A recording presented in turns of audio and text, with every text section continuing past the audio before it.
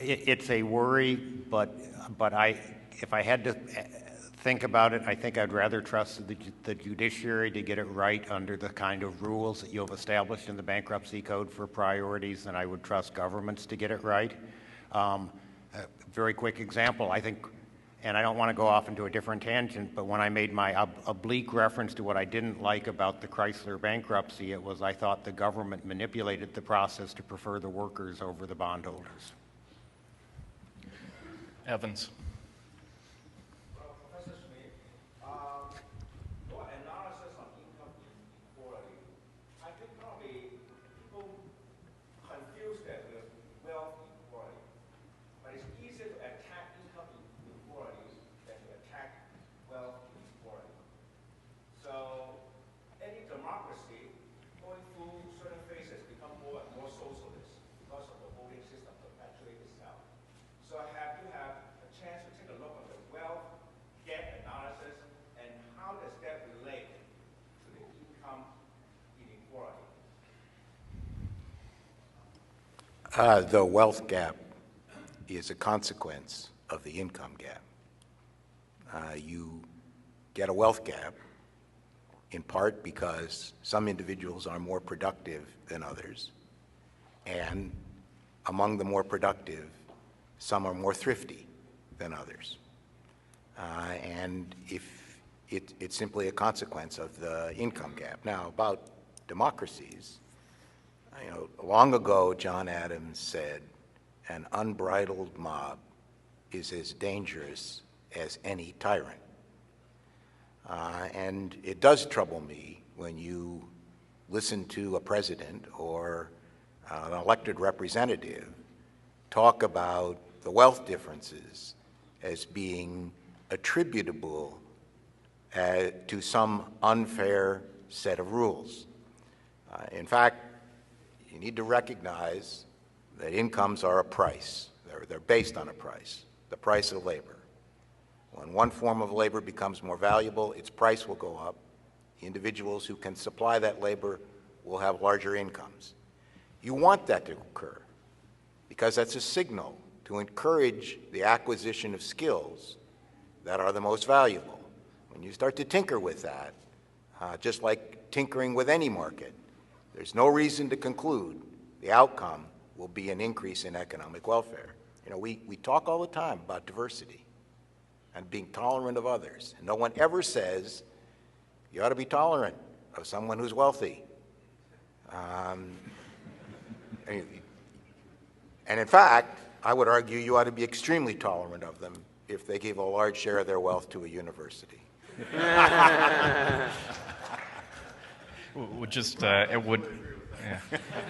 Would add one thing from the Acemoglu and Robinson book.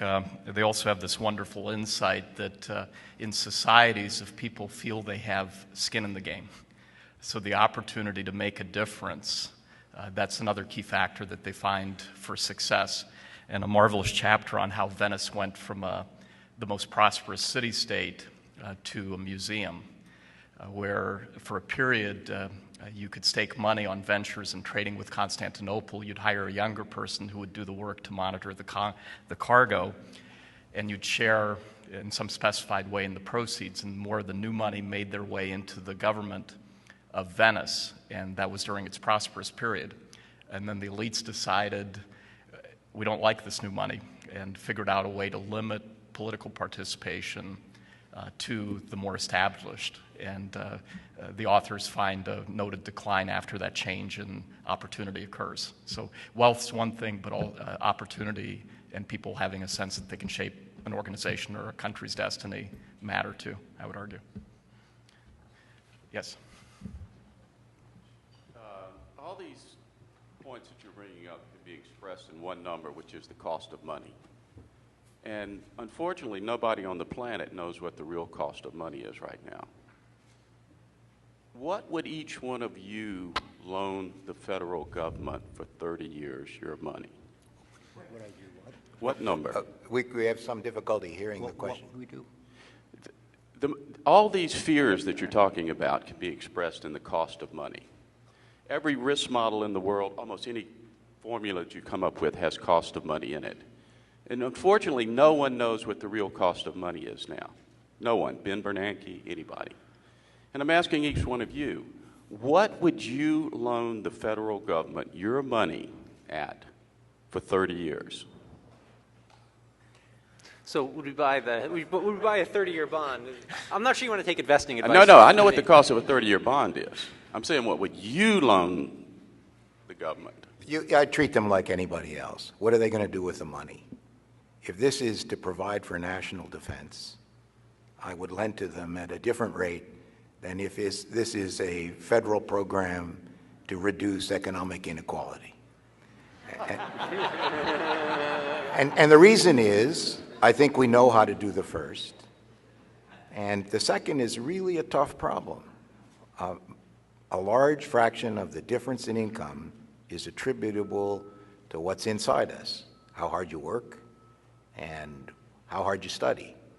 And those are traits that are developed at a young age, and I'm not optimistic about the federal government developing policies that will alter those traits. I am convinced that they can defend us. So I think at issue with lending to any government is what are they going to do with it, and what resources do they have to pay it back.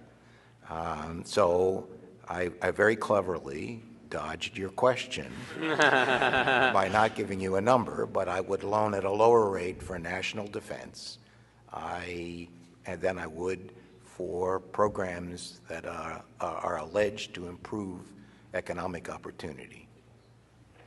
So maybe we should have Pentagon bonds and other types of government bonds then. One answer I would give is I would loan at an inflation-adjusted interest rate, because one of the big issues or concerns I have is the way the government gets out of some of this huge debt overhang that we talk about is inflate its way out and just simply pay off its obligations in cheapened currency. So I think my lending would want to be in inflation-adjusted terms. And it's always relative to what the other options are for the money that you have, whether in other countries or other investment opportunities. Next question. Yes? It's coming your way. So, Professor Prima, you mentioned that the Central Monetary Authority in Europe was destined to fail, and the reason for that was because you had independent fiscal policies throughout Europe facing that central monetary. My question is, we did see that interest rates, as soon as they formed the euro, we saw interest rates drop across all these powers of Europe, implying that their debt was now safer because of this new currency, which plays into what you said about this implicit assumption causing reckless behavior on the part of the governments. Well, my question is if they didn't explicitly say that they were insuring those bonds, how is that very different from our situation in the United States, where you have states choosing their fiscal policies at your recommendation while having a central monetary figure here?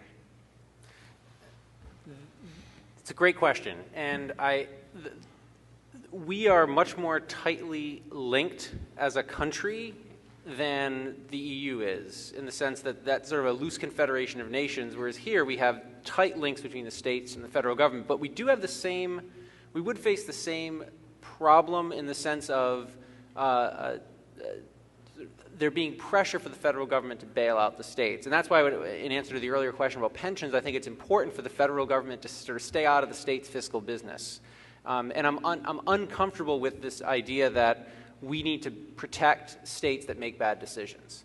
The difference is that if a state goes bankrupt, if you will, it has much less consequence, I think, for the world financial system than when a country like Greece or a country like Spain essentially goes bankrupt.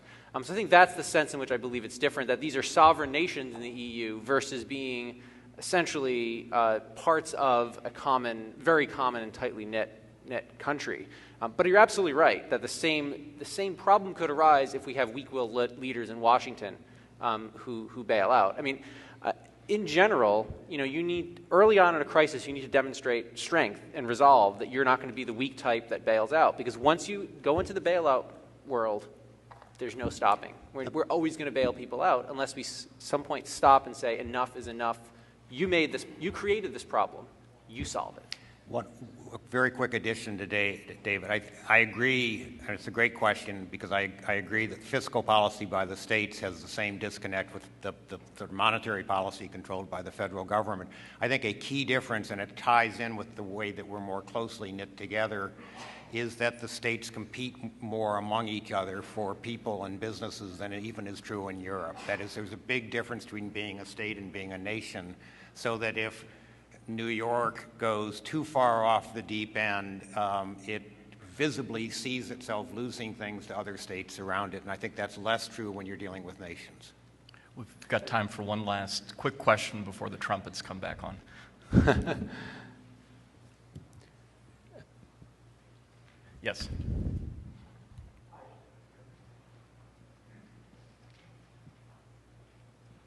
So a little change of subject, but related. When I hear things about, so first Neil Lustig with Vendavo. I run a Silicon Valley software company. And when I hear things like long-term economic problems or income inequality issues, and I was kind of, I thought it was a great comment you made about the fact that income is essentially the price for your labor. We're constantly faced with the challenge of just not enough university graduates in the fields we need to spur this kind of really technological innovation. I'm literally a Silicon Valley software leader. I can't find enough engineers. And you work with students and young people in your university. Why can't we as a society get enough of these skills into the workplace? That's an easy one. We'll follow up with you. We've got 100 students here.